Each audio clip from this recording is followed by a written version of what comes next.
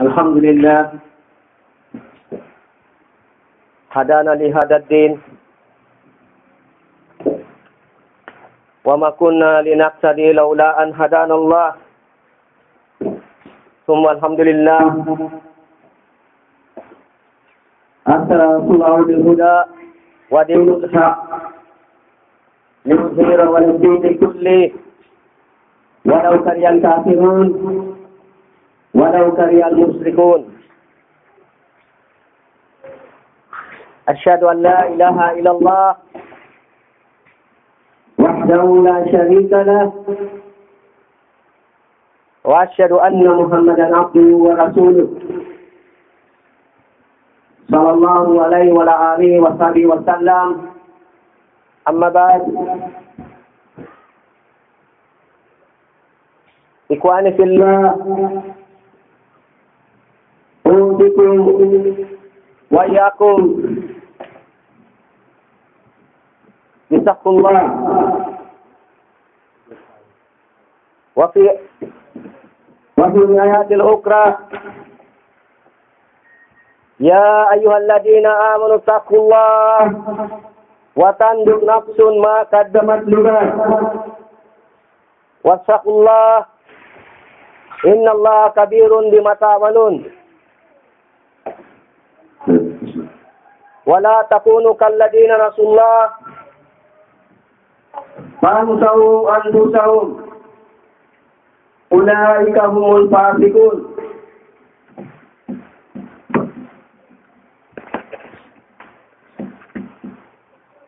وخير الحديث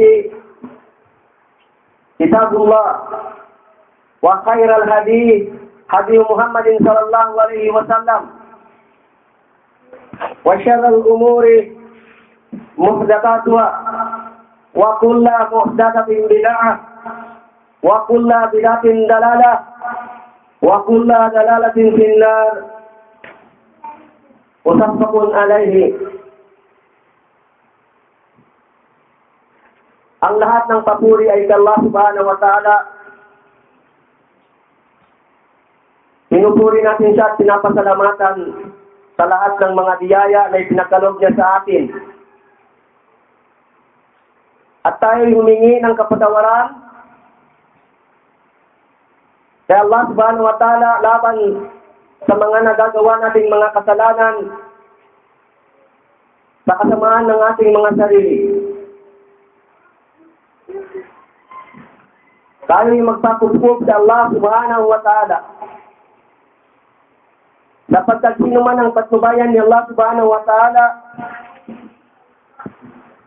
ay walang sino man ang makapagliligaw. Kahit magsama-sama pa ang lahat ng kanyang mga nilikha. At kung sino naman ang kanyang ililigaw, ay walang sino man ang makapagbigay ng patnubay. Ako'y sumasaksi na walang Diyos na tunay maliban kay Allah subhanahu wa ta'ala, na walang katambal, at ako'y sumasaksi na si Propeta Muhammad sallallahu alaihi wasallam ay ang huling sugo. Sumakaya nawa ang kapayapaan sa kanyang pamilya at sa kanyang mga kasamahan at sa lahat ng mga mananampalataya. Mga kapatid, sa pananampalatayang Islam, pinapayuhan ko ang aking sarili. Kasunod kayo na matakot tayo sa Allah subhanahu wa ta'ala ng tunay na pagkatakot. At sinabi pa ni Allah subhanahu wa ta'ala, o mga mananampalataya, matakot tayo sa Allah subhanahu wa ta'ala. Pangambahan natin si Allah subhanahu wa ta'ala. At handa natin ang ating mga sarili kung ano ang ating ibabaon sa kabilang buhay. Sapagkat tunay, si Allah subhanahu wa ta'ala ang nakakaalam ng ating mga ginagawa. sapagkat sino man ang magawa niyang makalimot kay Allah subhanahu wa ta'ala mula sa kanyang sarili, pagkalimot na kung saan dalawang bagay, kinalimutan niya o pinabayaan niya, bagamat alam niya, at pagkalimot na kung saan sinadya niyang kalimutan o ayaw niyang paniwalaan, tunay na siya ay kakalimutan din ni Allah subhanahu wa ta'ala. Kakalimutan tayo ni Allah subhanahu wa ta'ala kapag tayo ay nakalimot sa Kanya. At sinabi pa ni Allah subhanahu wa ta'ala, ulaika humul fasikun, sapagkat sila ang tunay na mga kriminal, mga taong mapaggawa ng kasamaan. At walang mainam na salita, kundi ang Quran ni Allah subhanahu wa ta'ala, na kalaban ng mga musika, na kalaban ng mga taong gumagamit ng mga magagandang wika para ipagmalaki, ituro sa tao na ito ay mga salita na makapagbibigay ng aliw at makapagpatnubay sa tao. Walang mainam na salita kundi ang Quran ni Allah subhanahu wa ta'ala. At walang mainam na patnubay. Hindi ang mga patnubay ng kung sino man na nagsasabing ito ang tamang patnubay, ang tamang daan, ang tuwid na daan, ang bagong daan. Ang mga taong nagsasabing nakakausap ko ang Diyos. Ang mga taong sumikat. Pagkatapos sumikat, sasabihin, nakita ko ang Diyos, nakausap ko ang Diyos. Mga taong sinungaling, walang mainam na patnubay kundi ang patnubay ni Propeta Muhammad sallallahu alaihi wasallam. At walang mga gawa-gawa o mga kautusan na mga bidaa, na mga bago o mga innovation na kundi ang kanyang pupuntahan o kalalagyan kundi pagkaligaw. At alam natin ang lahat ng mga naliligaw, lahat ito ay hindi patungo sa kapayapaan, hindi patungo sa paraiso, kundi patungo sa apoy na naglalagablab sa apoy ng impyerno.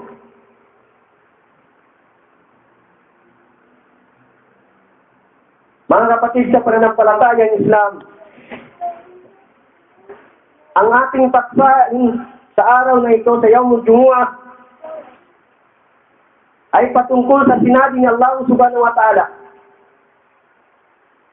Ang sabi ni Allah subhanahu wa ta'ala, napapanahon at napapanahon, laging napapanahon.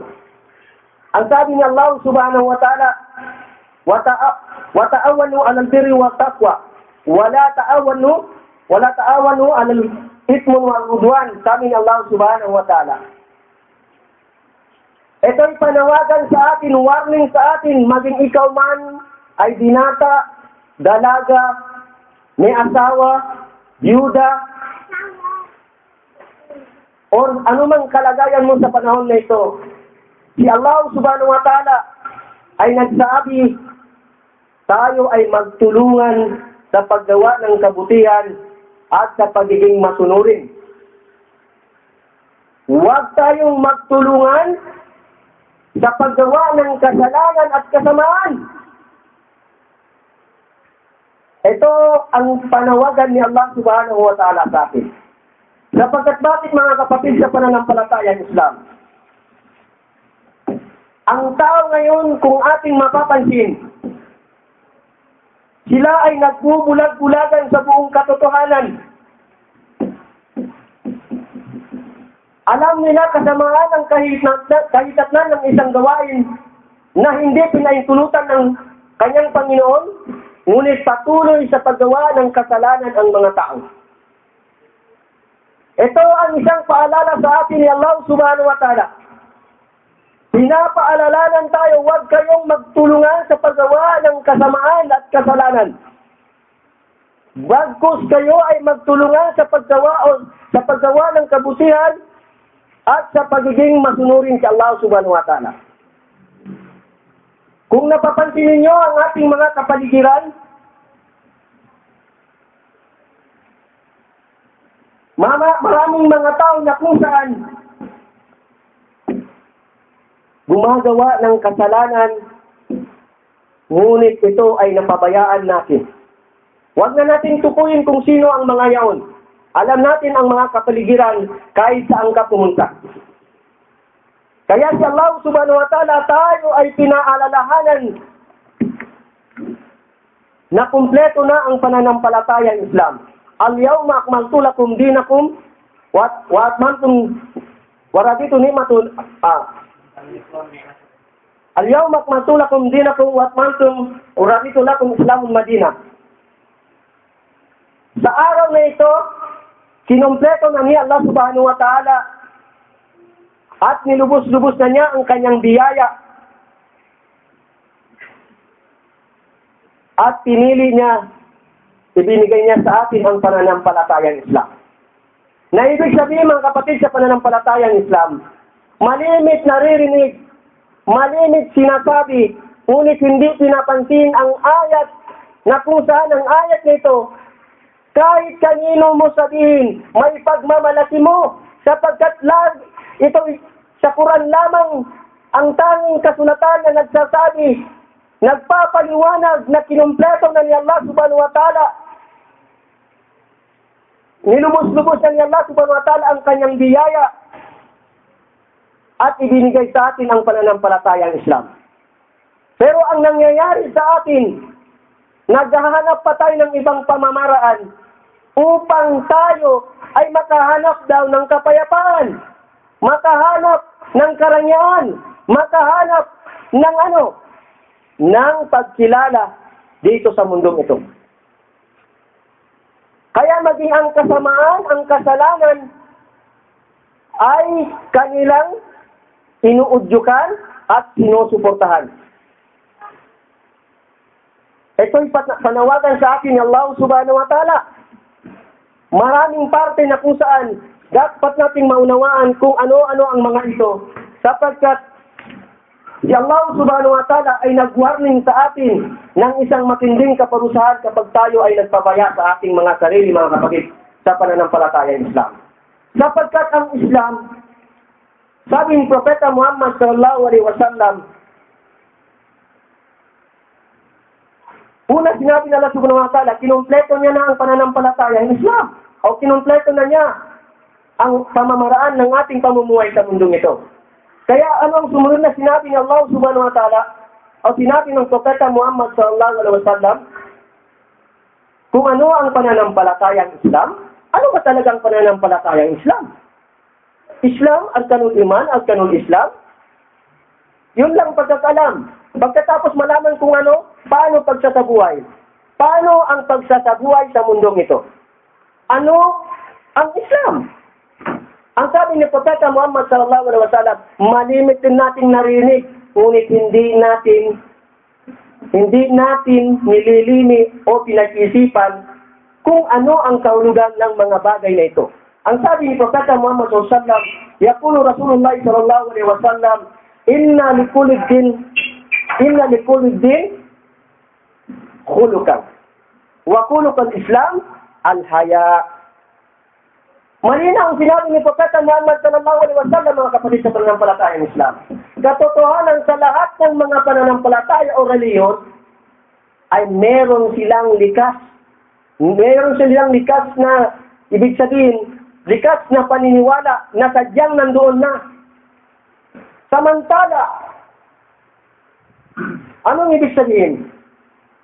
Kung ano ang paniniwala ng bawat grupo, ng individual man o sino man, sadyang ito ay nakalaan o nature na ng isang paniniwala ng isang tao o ng isang grupo ng sino man. Kung may mga taong nagtatayo ng anong paniniwala, yun ay paniniwala nila. Ngunit ang Islam, sabi ni Propeta Muhammad sallallahu alaihi wasallam, ang sabi ni Propeta Muhammad sallallahu alaihi wasallam, wa khuluqul Islam al-haya. Ang nature ng Islam, yung napapaloob siya sa tinatawag na modesty. Modesty, ibig sabihin, Kayo alam niyo na kung anong ibig sabihin ng modesty. Nandun lahat, napapaloob lahat ang pagkatao, ang pag-ugali ng isang mananampalataya na naniniwala na siya isang Muslim. Babae man siya o lalaki na sa tamang pag-iisip. Modesty, may kahihiyan. Nandun lagi nangunguna sa kanya yung proteksyon. Nandun lagi ang pag-iisip niya, pinoproteksyonan niya ang Islam sa pamamagitan ng kanyang sarili. Hindi niya pinoproteksyonan sa pamamagitan Islam nandyan, nakasulat, kumpleto. Pero kung hindi mo papaniwalaan, maaring gagawa ka ng kasalanan para sirain ang pananampalatayang Islam na alam mo at saka maaring sinasadya mo. Kaya anong sabi ni Propeta Muhammad SAW? Inna likulid din kulukan wa kulukul Islam al-haya. Lahat ng mga grupo ng pananampalataya ay may likas na paniniwala. Ngunit ang Islam, ang kanyang likas na paniniwala, modesty. Tingnan natin ang ating mga kapaligiran. Kahit saan ka manood, mapakalsada man, mapakalye, kapitbahay mo, hindi mo kapitbahay, ibang bansa man o saan mang lugar, nasa mayaman, nasa mahirap, wala nang kahihiyan. Wala nang kahihiyan sapagkat bakit? Dahil hindi natin pinapansin ang sinabi ng Allah at ng sinabi ng Propeta Muhammad sallallahu alaihi wasallam. Wa ta'awanu 'alal birri wat taqwa wa la ta'awanu 'alal itsmi wal udwan. Yan ang paalala sa atin ni Allah subhanahu wa ta'ala. Huwag kayong magtulungan sa paggawa ng kasalanan at kasamaan. Kung may mga taong nagdodroga, huwag mong konsentihin na hintayin mong lumawak ang kanyang magagawang kasamaan sa iyong kapitbahay, sa iyong mga sariling pamayanan, sa iyong pamilya. Huwag mo nang hintayin dahil pag hinintay mo pang hayaan mo yan, madadamay kayong lahat. Kung may mga umiinom ng alak, huwag mo nang hintayin na ang pag-inom niya ng alak, harap-harapan sa inyo o maging sa iyong mga kamag-anak.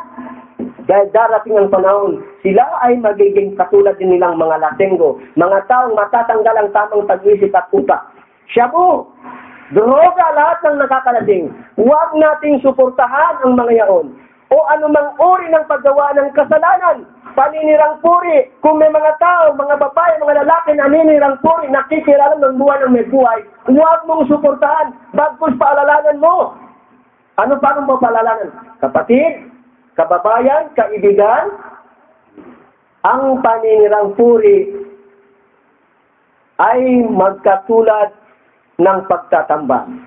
Na kapag ikaw ay hindi pinatawad ng iyong sinisiraan, tunay, kung sabi ni Allah subhanahu wa ta'ala, 1,000,000 taon ka sa loob ng impyerno, 1,000,000 ka, walang bawas, walang kulang. Kung sinabi ni Allah subhanahu wa ta'ala, hindi ko pa iniisip kung kailan ka palalabasin kahit lumagpas ng 1,000,000. Wala kang magagawa dahil ito ay pinakamatinding kasalanan. Kaya wag na wag suportahan ang paggawa ng kasalanan. Bagkus magtulungan sa paggawa ng kabutihan.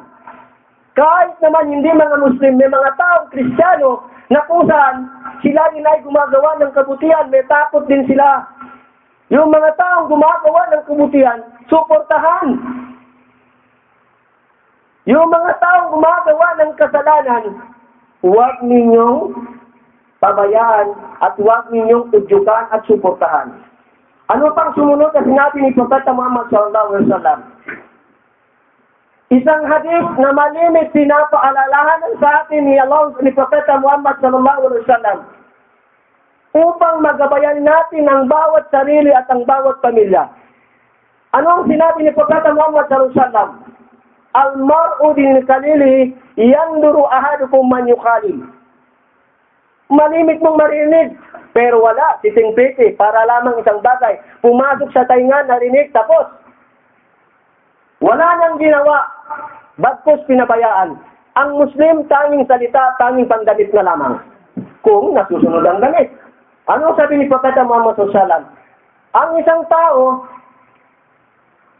tao, almaru dinikalili, ang isang tao, ang kanyang reliyon, o ang kanyang sarili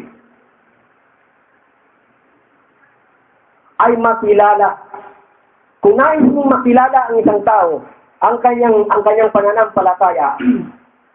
O darating ang panahon na ang isang tao, ang isang lalaki, makikilala mo ang kanyang pananampalataya sa pamamagitan ng ano? Ng sarili? Ng nanay? Ng tatay? Hindi. Ang sabi ni Propeta Muhammad SAW, makikilala ang isang tao sa pamamagitan ng darating ang panahon na makikita mo ang isang tao, ang kanyang pagkatao, ang kanyang ugali sa kanyang kaibigan. Kaya darating ang panahon, ang tao hahanap ng kanyang magiging kaibigan. At kapag ito'y nakahanap ng kanyang magiging kaibigan, makikilala mo ang kanyang ugali kung siya ay ano? Siya ba'y lasenggo? Siya ba'y magnanakaw? Siya ba'y naninira? Siya ba ay taong prostitute? O siya ay taong mapaggawa ng kasalanan? Makikita ito sa panahon na darating. Sabi ni Propeta Muhammad SAW, ang isang tao, ano itong pinapalala sa ating mga kapatid? Especially, kung ikaw ay isang magulang, bantayan mo ang iyong mahal sa buhay. Ang iyong mga anak, lalaki man o babae. Hindi pwedeng, kailangan mas bantayan ko yung lalaki kasi lalaki siya. No! Lalaki man o babae, dapat nating ingatan, bantayan. Dahil kahit ang lalaki, gumagawa rin ng kasalanan. May mga lalaki na kung saan pag napababayaan, kapag hindi mo siya tinitingnan, sabi ni Propeta Muhammad sallam, sabi niya at ni Propeta Muhammad sallam, yanduru ahadukum mayukhalin. Sapagkat binaliktad ng isang nagpapaliwanag na isang sheikh kaya sabi niya, tingnan mo ang iyong anak kung sakali ang iyong anak. Tingnan mo kung sino ang kasama ng iyong anak, sino ang kaibigan ng iyong anak. Kung ikaw ay isang magulang, tingnan mo ang iyong anak kung sino ang kasama niya. Kung siya ay isang lalaki na ang kaibigan niya ay isang nagdodroga, nakita mo na, pinabayaan mo pa, kinonsinti mo, sinuportahan mo pa. Yan ay paalala sa atin ni Propeta Muhammad SAW. Tingnan mo. Ibig sabihin ng tingnan mo, tiningnan mo lang, ay, nagdodroga pa tayo, kaibigan ng anak ko. Sino yan? Kaibigan ng anak ko yan, loko-loko talaga yan. Ganun lang. Kung ikaw ay totoong nananampalataya, naniniwala kay Allah subhanahu wa ta'ala, may lakas ka bilang isang magulang. May lakas ka na isang magulang. Maliban na lamang kung ikaw ay papayang magulang, papayang nanay o papayang tatay. Bakit? Dahil ang hangad mo ay mga bagay na karangyaan sa mundong ito. Kaya hindi mo nasunod ang sinabi ng Propeta Muhammad SAW. Tingnan mo, ingatan mo ang iyong mga mahal sa buhay. Tingnan mo ang kapaligiran. Ang sabi ni Propeta Muhammad SAW, ano ba ang maidudulot sa atin ng Islam? Ang Islam ay modesty. At ano ang maidudulot ng Islam ay modesty. At ang modesty, yung pagiging mahinin, mahiyain. Ano ang maidudulot naman niya? Dahil sa Islam, al-haya la ya'ti illa bi khairan. Sabi ni Propeta Muhammad SAW, ang modesty, ang taong mahiyain pinoproteksyonan niya ang kanyang sarili. Dahil sa kanyang paniniwala, walang maibibigay. Walang maibibigay. Wala naman pala eh. Hindi pa tapos ang Propeta Muhammad SAW. Walang maibibigay kung hindi bi khairan, kabutihan. Yung pala mga kapatid sa pananampalatayang Islam. Malinaw, walang maibibigay ang Islam kung hindi modesty. At walang maibibigay ang modesty o ang pagiging mahiyain kundi kabutihan. Yung pala ang labas mo, kabutihan, hindi kasamahan. Kabutihan, ayaw mo ba? Dahil ayaw mong suportahan ang paggawa ng kabutihan at ang pagiging masunurin. Kaya anong ginagawa? Pinabayaan ang mga anak na lalaki kung saan sa pumupunta. Sino ang kaibigan? Hindi na nagsasala. Hindi mo na makikita kasama ng mga Muslim. Wala ang kanyang kisip programa. Hindi nakaprogram ang kanyang sarili sa pananampalatayang Islam, sa kaalagaan ng Islam. Samantalang malinaw din ang sinabi ng Propeta Muhammad SAW, Ya ayyuhan nas, qulu la ilaha illallah. Sabi ng Propeta Muhammad SAW, sangkatauhan, sabihin nyo, La ilaha illallah, walang Diyos maliban kay Allah, tuflihu, kayo ay magtatagumpay. Malinaw, kayo ay magtatagumpay. Ngunit kung hindi mo alam ang pananampalatayang Islam, hindi tagumpay, hindi kabutihan, hindi pagtulong sa kabutihan ang magagawa mo, kundi pagsuporta sa paggawa ng kasalanan. Ito'y paalala sa atin mga kapatid sa pananampalatayang Islam.